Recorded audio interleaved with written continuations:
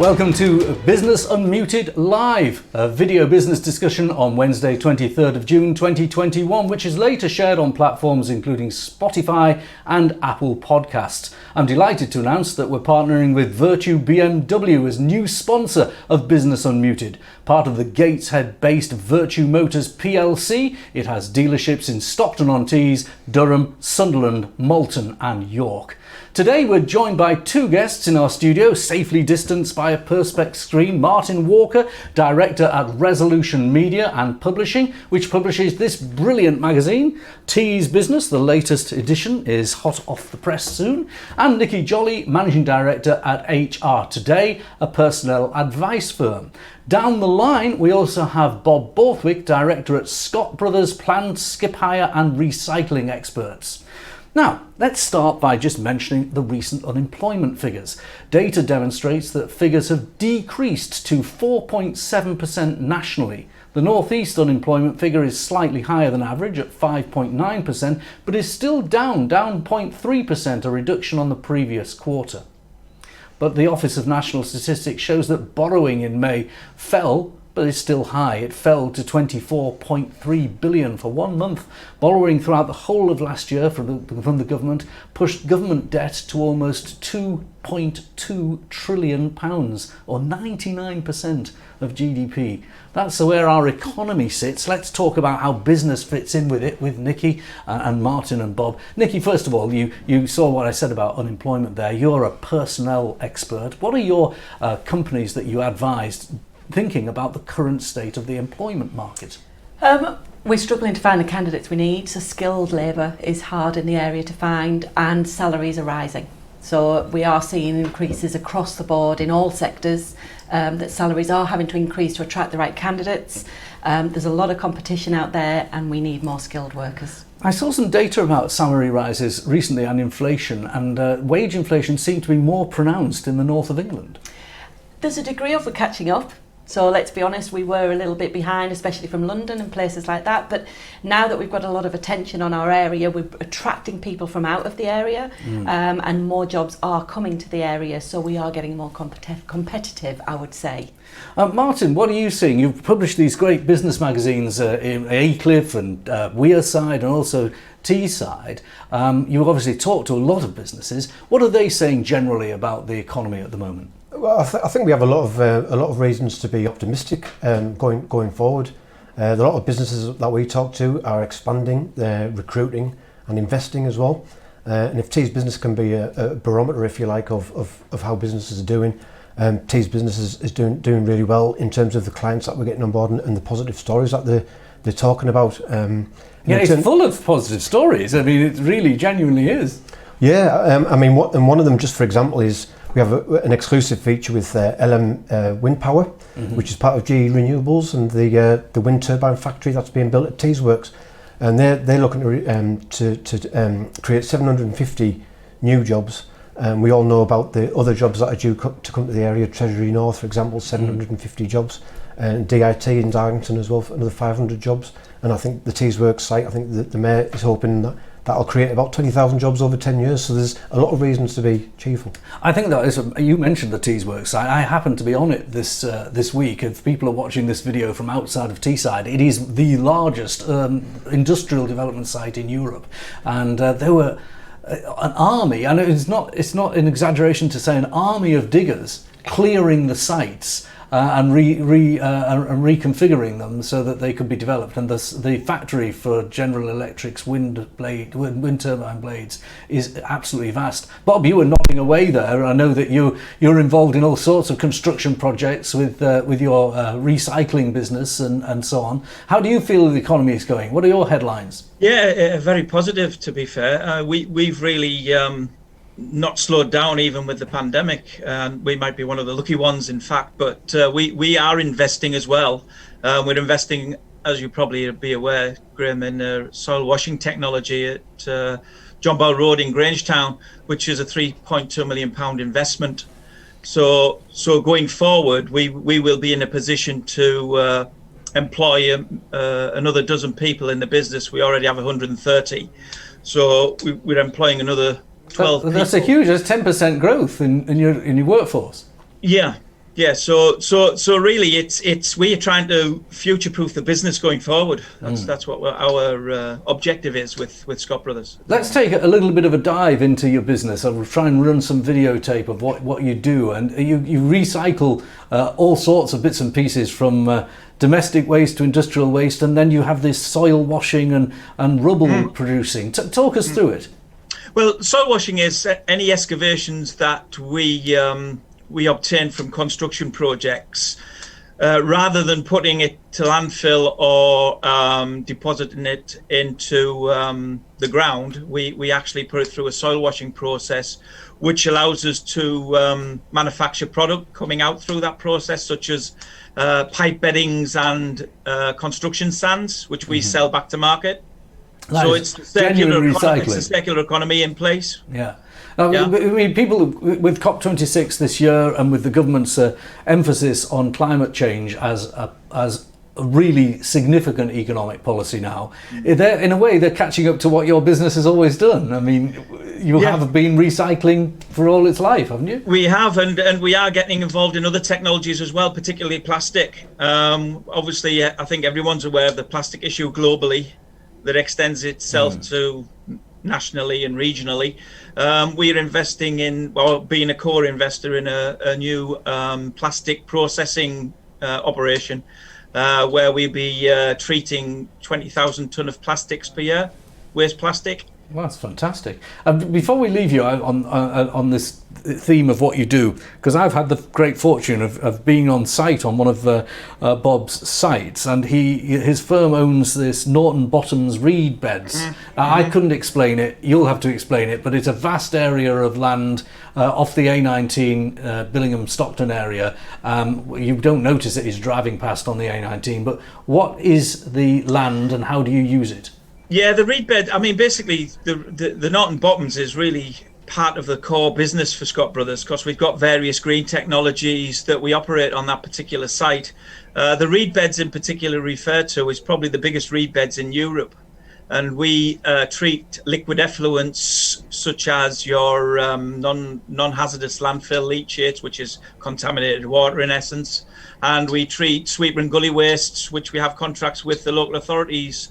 So those and you use the natural process of plants and reeds to naturally cleanse the water. Yes. It's fantastic. You wouldn't know it was there. You drive by and there is some green technology in practice. Let's pick up on something else I was talking about at the top of the discussion, and that was the government's borrowing. Now, the government's borrowing is being consistently hit by the furlough programme, Nikki, and with them delaying reopening, the furlough programme goes on. Do you still have clients that are furloughing staff? Not so many. We've had some clients that have never used furlough all the way through, and they've actually just continued a bit like Bob there, that have kept going. But we had probably 50% that used furlough. I would say a lot less now. It's certainly in the northeast. Are really only dipping into it. It's flexible furlough rather than full-on furlough. So we're seeing a lot less, but obviously this goes till the end of September. There's now the employer contribution coming in, so that's going to have a slight slant on it as well. Personally, I think we need to get to the point where that disappears and we see where we're at, because I do think there'll be consequences once that funding has disappeared. Could you argue there are consequences already? There's Bob, he's going to recruit 13 staff.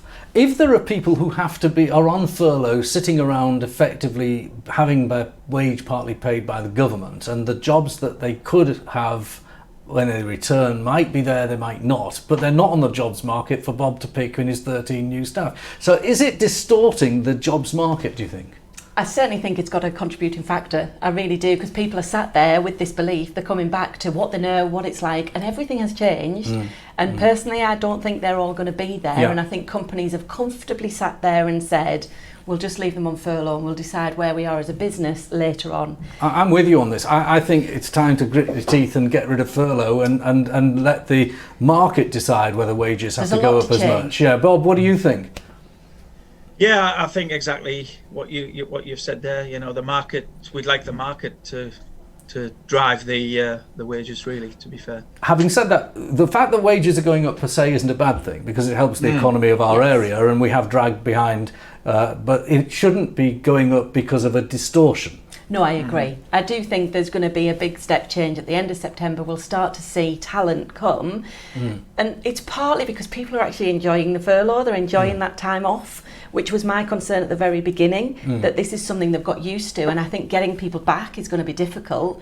Then they're going to lose the job, and then they'll be going to go out to the market, and those jobs that we've been trying to fill for months that we're all struggling to fill will be inundated with people, and it's what skills they've got. They've been off for so long that there's a lot of retraining to be done as well. I do believe it is slightly distorted at the moment. Well, you introduced just there a little nugget of a topic I'll just ask about, which is getting people back to the office. At Recruitment PR, my firm, we've had people back for as long as it's been possible to.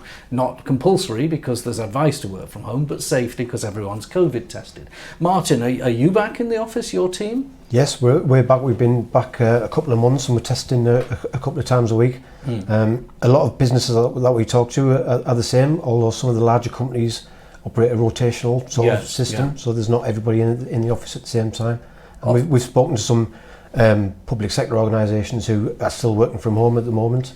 That's right, and there's the rules are, it's official advice, work from home when you can. But what if the government comes to the point of 19th of July and says, well, you have a right to work from home, which is what some unions have been pushing for. My personal view is it should be up to businesses to decide, but what would it do to you if people had a right to work from home? Bob, do you think there should be a right to work from home? I think if it's conducive for the business as well, yeah, I do, yeah. So they should have a right to tell you that they want to work from home, or should it be? I think it's going to be a negotiation between the two parties, really. I think that's the most sensible way to do it.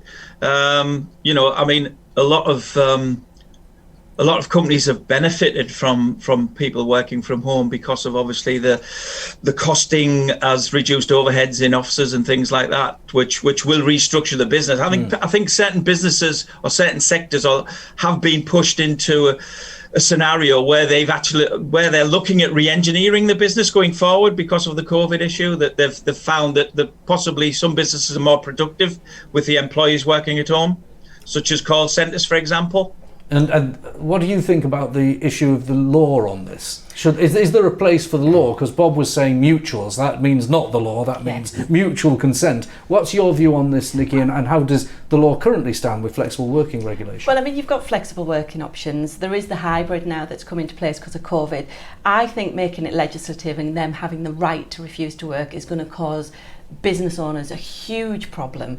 It's very difficult to performance manage big teams from home. You lose the creativity, you lose the spirit of teams, and I think it should be mutual. I do agree that there are companies that could let people work from home or be more flexible, and I think it's about the approach, but I personally don't think business owners should have this forced down their throat, because to be perfectly honest, there'll be points where people will say, what is the point? Who's running the business? Yes. And I do think that's going to be difficult. I don't think this should come in yet. Okay, Martin, and then we'll move on to something else. I think another key point is it's people are different, aren't they? So some people are more productive working from home in the office environment, and some people prefer to be in the office. So it differs, it's not a sort of one. And where would you like to see the government's advice on this?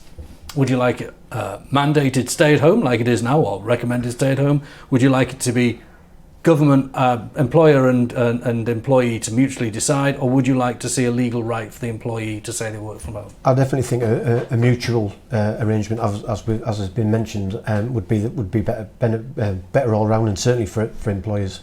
Okay, well, let's move on to something a little bit different, and this is for you, Martin, really, because you've got the Tees Businesswoman of the Year competition coming up. It's not a competition, it's an award, really, and I want to find out a little bit more how people can take part in that. There's a little slide on there about the sponsors and so on, and how it went last year. Tell us about the competition, how it works.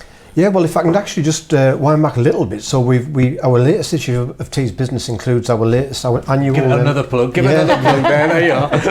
It includes our annual poll of the Tees region's most inspiring business people. And when we first launched that poll 5 years ago, only 3 women finished in the top 30. Mm-hmm. So it provoked a bit of a debate. Why is that? And is there a way that we could sort of try to try to sort of tip the balance a little bit. So that sort of provoked the idea for the Tees Business Women Awards, which we launched 4 years ago. As a result of that, I'm delighted to say, in our latest poll this year, we have I think it's 11 women in the top 20. Can we just pause, because we couldn't possibly let her take the credit for it. But there she is, sat there, one of the top 20 Tees Businesswomen. Congratulations, Nikki. Nikki finished 18th in the top 20, which is no mean feat. But then we also had 5 in the top 10, and we had our first female winner, the brilliant Professor Jane Turner from Teesside University. So that's as a result of the Tees Businesswomen Awards, which has helped to redress the balance, but off the back of not just the Businesswomen Awards, but other forums out there, such as the Assist Network and other such like. So this year we've launched the 2021 Tees Businesswomen Awards. Obviously, as you know, we had to go virtual and held it in the studio in January for last year's event. But this year it's been held on the 27th of September, Hardwick Hall. Mm-hmm. Entries are now open, 10 different categories, 5 categories for company awards, 5 individual categories, and it's open to businesses and individuals across the whole of the Tees Valley region. The deadline though is coming up. It's 23rd of July to enter. You can enter yourself, you can enter other people, you can enter other businesses, you can enter online at teesbusiness.co.uk. So that's a great plug. It's a month from today, as we record this on the 23rd of June. Nominate the business person, the woman business person that you think should be nominated for the Tees Businesswoman of the Year Awards. I just want a tiny provocative question, not meant to upset anyone, but it is interesting that when you talked about the gestation of the awards, there were hardly any women in the most inspiring business person. But now 5 out of the 10 are women in the top 10. So do you need the designated woman awards? I'm sure you do, but it is interesting to see that progress has been made. Absolutely. I think when we first set out, Jane Turner's been a big supporter of the Businesswomen Awards and a big driver behind it. And I think originally we said, hopefully one day we won't need these awards and we can just have the normal Tees Business Awards and everyone can enter. But we just tapped into that Businesswomen Awards purely off the back of the poll that we ran. And we spoke to businesses and to people like Jane Turner, and it was felt that some women were a little bit reluctant to go into some of the other business awards events because they thought maybe they didn't have a chance, or they're less they put themselves out there less than some of their male counterparts. It's not for me to say because it sounds like it's mansplaining, but it feels to me sometimes true that some women in the commercial environment don't push themselves as much as big-headed blokes like me. Nikki, what is your take on this? You're a participant in the agenda that Martin's talking about. Yeah, I think the award should be there. I mean, have a male award, rather than take it away, do a different one and counterbalance it, to be perfectly honest. I think these awards are great. It's great awareness. It's inspiring for young ladies coming through. It's about the children seeing that these things are exciting and this is what can happen to you. So I think they're great, but if there is a problem, then let's just do a male award as well. I don't think there's. I think I just said it to be provocative. I don't think there's a problem at all. Just get that on the record. There's no problem. Bob, you were nodding away because I think we both know Professor Jane Turner of Teesside University, and a more deserving recipient I can't think of. I'm sure you've met him a number of times. I have, yeah. Yeah. I just going back to the issue with a male and a female. I mean, ultimately, quite rightly, it should be there on merit, whether you're female or male. Ultimately, hopefully, we'll see a business person award, and that includes males and females in one category. But I know Jane Turner, and she's developed, she's shown great personal fortitude over the last few years, dealing with a serious illness and making sure she's been setting the agenda. She was one of the people with a group of others, including myself, who were on the board of the development corporation that started the Tees Works that we were talking about earlier. Well, look, Nikki, Martin and Bob, thank you very much indeed for joining us on this episode of Business Unmuted, and thanks to our sponsors, Virtue BMW. Join us again next week.